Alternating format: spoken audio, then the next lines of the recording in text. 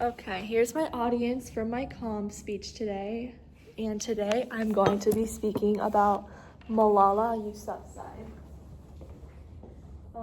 Good afternoon, everyone. Before I begin today, I'd like to ask you all a rhetorical question. If given the opportunity to change the world and stand up for what you believe, would you? If you have the opportunity, but it would put you and your family's lives at stake, would you? Anyone would say that they are willing to go out and make an impact on the world while keeping themselves and their families safe. However, it changes the narrative a little bit when putting the lives of yourselves and others at risk. Today, I'm going to introduce or reintroduce you to Malala and how she not only changed the world, but inspired many of all ages.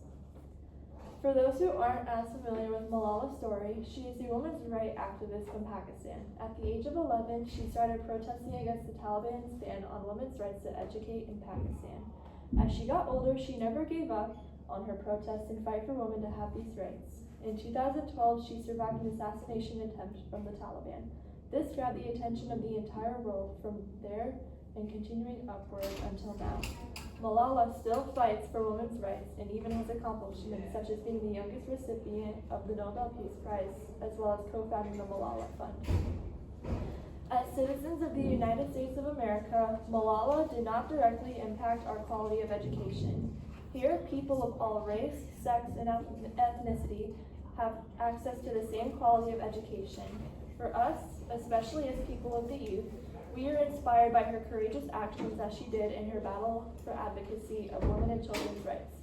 In the 2013 Time 100, Chelsea Clinton writes, "Few, though, who were as young as Malala when at 15, a Taliban gunman boarded her school bus in northwestern Pakistan and shot her and 2 other girls, attempting to both kill Malala and, as the Taliban later said, to teach a lesson to anyone who has the courage to stand up for education, freedom, and self-determination, particularly for girls and women." As mentioned, Malala was shot at the age of 15 years old, which is the age that many of us are or are around at this time. Malala is an inspiration to the youth and the women in our country and throughout the world. To this day, Malala continues to fight and advocate for the rights of women and children. In an article from the Rolling Stone, Jack Thomas writes how rights of women are declining once again in Saudi Arabia.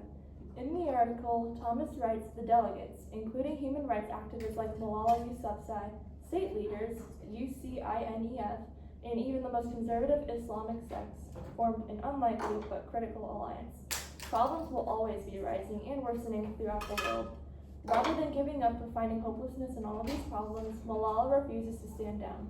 Malala will always fight and advocate for the rights of women and children. No matter how long it takes or if it's a cause she will give her whole life to. One might be asking his or herself why Malala is any different than any of the other advocators we see daily to help improve our quality of life here and elsewhere. Anyone can get famous for reading speeches and having an opinion worth fighting for. Every day we scroll on Instagram, Facebook, Twitter, TikTok, and so many other social media platforms. And there's a handful of videos on these platforms that show others going out into the world and being kind. To make myself clear, I'm not giving any hatred to those who go out and do kind things for those in need. However, many of those videos on these platforms are simply for views. If there was no profit, attention, or gain from these videos, there wouldn't be nearly as many of them as what we see now. Malala never started any of this for views or for personal gains other than her own education, alongside others' education.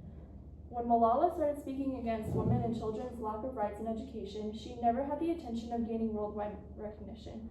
Malala did what she did for girls like her who weren't getting the rights and access to education that they deserved. In an article from the Chicago Tribune by Munir Ahmed, Malala states, "We want to work for the education of children and make it possible that every girl in Pakistan receives a high-level education and she can fulfill and become a part of society." Malala thought far beyond the scope of her own self when she was picking something to fight for.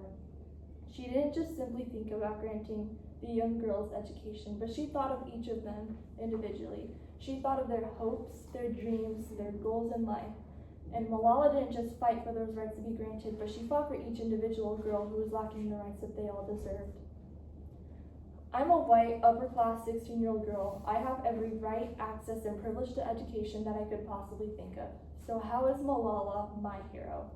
To me, Malala is my inspiration for the kind of person I want to be. If I want to change to occur within myself, my life, and throughout the world, I can't just sit around and wait for it to happen. Whatever it is I may do might not have that much of an impact, but will do more than if I don't do anything at all.